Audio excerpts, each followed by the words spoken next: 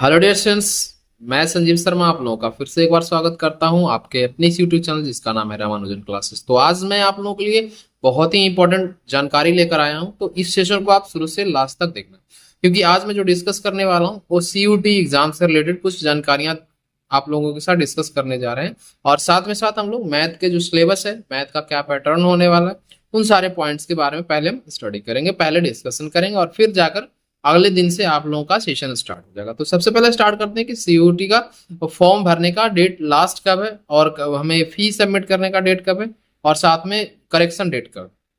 तो सबसे पहले आप लोगों को बता दूं कि 22 मार्च जो है वो एग्जाम का फॉर्म भरने का लास्ट डेट है। तो आप लोग जल्दी से जल्दी जाओ और वहां पे फॉर्म फिल कर दो। और पेमेंट करने का जो है ऑप्शन आपके पास एक दिन एक्स्ट्रा दिया गया है, तो आप लोग एक दिन ज्यादा में या फिर कह सकते हो कि एक दिन अगले दिन तक आप लोग पेमेंट कर सकते हो। और उसके जस्ट अगले दिन यानी कि आपको 24 मार्च को आपका करेक्शन का डेट आ जाएगा। तो उस दिन आप जो भी फॉर्म भरने में आपको जो गलतियां हुई हैं उन सारे गलतियों को आप करेक्ट कर सकते हो। उसके लिए अलग से फॉर्म का फी पे करना पड़ेगा। तो इसलिए आपसे रिक्वेस्ट है कि जब भी आप फॉर्म डालो तो वहां पे बिल्कुल सावधानी से डालो, कोई भी जल्दीबाजी करने की जरूरत नहीं है।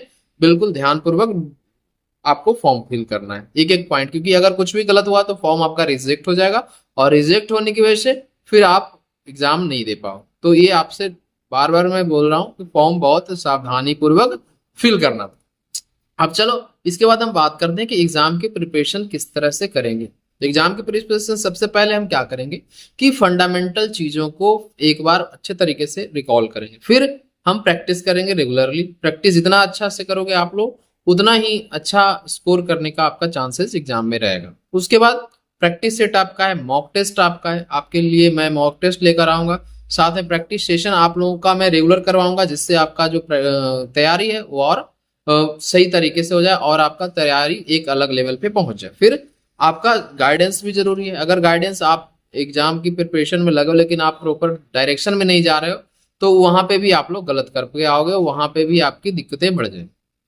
इसके बाद हम बात करते हैं एक लास्ट जो है सिलेबस, कि सीयूटी का सिलेबस क्या होने वाला है मैथ सब्जेक्ट। तो ये बहुत ही इंपॉर्टेंट पॉइंट है। तो इस चीज का आप ध्यान से सुनो और समझने की कोशिश करो कि मैं क्या क्या बता रहा हूँ। सबसे पहले सेक्शन A1 में आपका अलजेब्रा का पार्ट रहेगा, यूनिट फर्स्ट में। तो अलजेब्रा में क्या क्या आता है? अलजेब्रा में आपका आता है matrix, determinant, vector and 3D। तो ये चार टॉपिक जो है आपका अलजेब्रा का पार्ट है। मैट्रिक्स में क्या क्या होने वाला है? मैट्रिक्स में आपका सिर्फ दो तीन चीजें ही रहेगी, जैसे आपका टाइप्स ऑफ मैट्रिक्स हो गया, वहां से आपका एमसीक्यू उठ के आ जाता है। इक्वालिटी ऑफ मैट्रिक्स, दो मैट्रिक्स इक्वल कब होगा, symmetry matrix, skew symmetry matrix क्या होता है, इन सारे पॉइंट्स हो। फिर अलजेब्रा ऑफ मैट्रिक्स, मतलब अलजेब्रा ऑफ मैट्रिक्स इन कह सकते हो कि आप को एक मैट्रिक्स दिया रहेगा, उससे रिलेटेड जो भी चीजें पूछी जाएगी वो आपको फाइंड करके दिखाना है। फिर इसके बाद आपका डिटर्मिनेंट की बात करते हैं। तो डिटर्मिनेंट आप लोग का ऑलरेडी पढ़ा हुआ है, इसमें इनवर्स निकालने का प्रोसेस आपको सिखाया गया है। साइमल्टेनियस लीनियर इक्वेशन का सॉल्यूशन आपको मैं बताया हूं, लेकिन मैं एक बार फिर से आप लोगों को सारी चीजें मैं बार बार बोल रहा हूँ, सारी चीजों को मैं अगले 2 महीने में सारी चीजें को क्लियर कर दूंगा। तो ये आप लोग ध्यान से करना। सेकंड अगर हम बात करें तो कैलकुलस जो आपका एग्जाम में बहुत ही इंपॉर्टेंट होने वाला है, सेकेंड यूनिट में आपसे यही पूछा जाएगा। तो सबसे पहले कैलकुलस में क्या रहेगा? Higher order derivatives. Higher order derivatives मतलब 2 ऑर्डर, 3 ऑर्डर, 4 ऑर्डर। तो ये आपका हायर ऑर्डर डेरिवेटिव्स होगा। फिर इंक्रीजिंग एंड डिक्रीजिंग फंक्शंस रहेगा।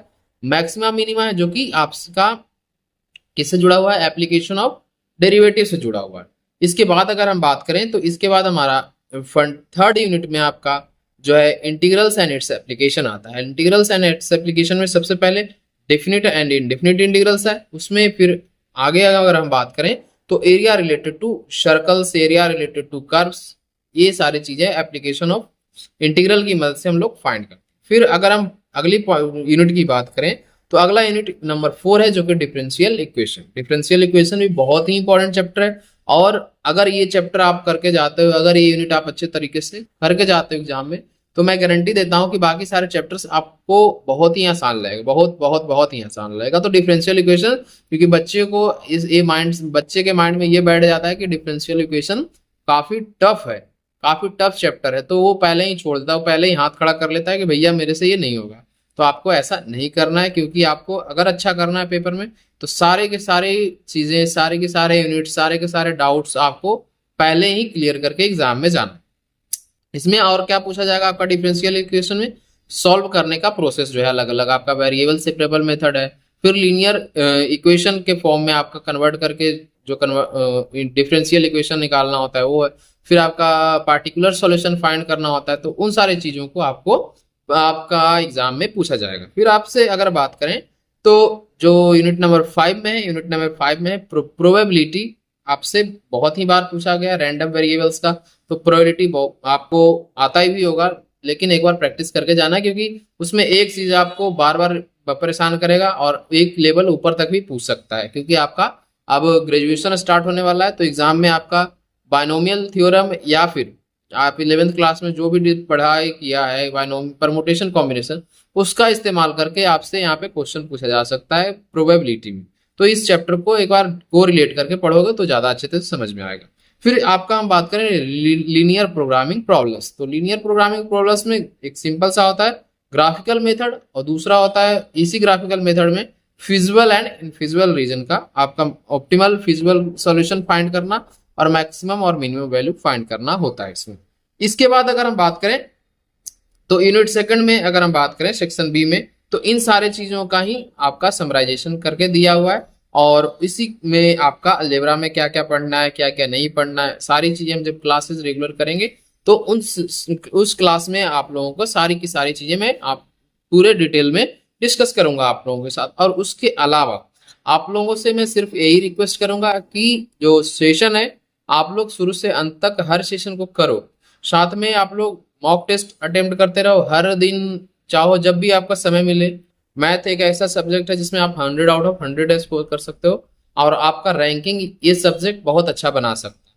साथ में साथ अदर सब्जेक्ट जो भी आप सिलेक्ट कर रहे हो, चाहे वो फिजिक्स केमिस्ट्री हो या फिर बायोलॉजी हो या फिर जो भी सब्जेक्ट आप सिलेक्ट कर रहे हो, इंग्लिश हो, मैथ के अलावा कॉमर्स वाले बच्चे कॉमर्स भी सिलेक्ट कर सकते हैं। तो वो सारी चीजें आप फॉर्म भरते समय आपके अकॉर्डिंग अपने अकॉर्डिंग भर लेना, और जो सब्जेक्ट आप अच्छे से कर सकते हो वही सब्जेक्ट को आप सिलेक्ट करना, ताकि हम आपका जो है रैंकिंग बनने का चांस बहुत ज्यादा हाई रहे। और अगर आप लोग सब्जेक्ट सिलेक्ट करने में कोई गलती करते हो तो वहां पे फिर आगे आपको दिक्कत आएगी। तो इसी के साथ हम जो है आज का सेशन यहीं पे आप लोगों के लिए क्लोज करेंगे, और जो आज इन्फॉर्मेशन मैंने आप लोगों को दिया है उन सारे पॉइंट्स को आप लोग ध्यान से समझना, और आने वाले क्लासेस को रेगुलर आप लोग अटेंड करो। आपका रेगुलर वीडियो मैं आप लोगों को प्रोवाइड करते रहूंगा।